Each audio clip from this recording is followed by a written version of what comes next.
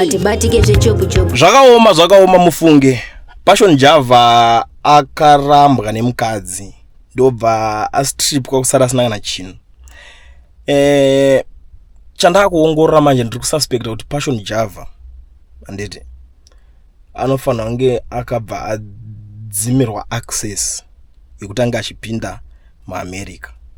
Ndo zvandiri kufunga zvangu. You know why ndiri kudaro? Pane waiti spiritual son wake anzi Innocent Java. Vafanira chidiki kuti ndiye akatovavhurira madoors kuti guys, this is America tinozodai topinda so todai so.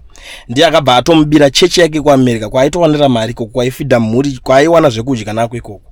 Ndiye akabva atotora vatanga kusara chirana chechi. Saka Passion Java izvezvi tsuro mubhuku ari muno muSouth Africa ndoma akagara zvake akapora arimo.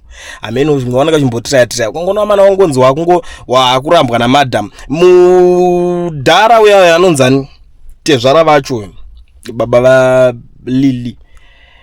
Lily vanhu yayo kuti vane mari yekutowanda checheyo. Vamwe vanototi is a billionaire is a chichi. So ndiri kutaura nyaya iyi because of kuna vanhu vanoda kuzobvunza kuti ko mota dzacho dzaidziona kubhiko kana kuhaya kwacho hakunetwe here.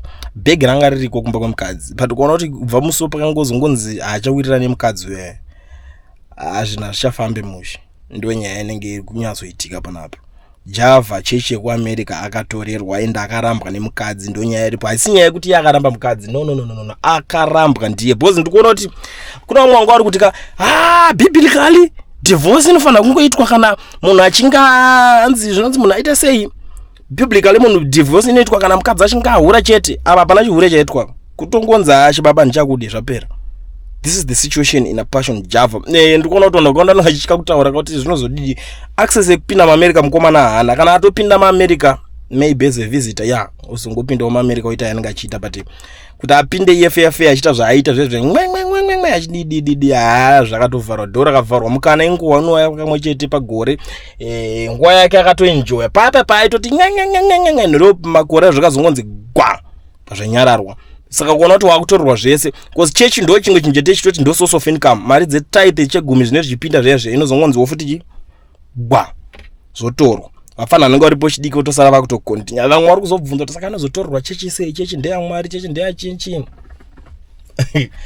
Adide mashoko angu. Ama ministries avakomana ama business and the Passion Java is bitter izvezvi. So because imagine kuti ndo anga atoti the biggest branch ranga kuti the mother yemamwe mabranches ese kwaanga atotemba kuti achibva neuko ndokunenge kuchiita sekunotangira zvinhu zvacho kumwe kwese kumwe tumwe tumabranch twomunoziva ndoko zvinenge zvichiperera.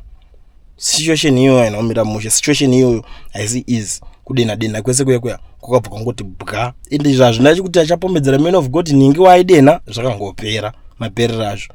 I'm not sure kana vasina kuita mabhebhe ekuchestirwa because maperera azvo ndo yacho inonzi it will end in tears yeche.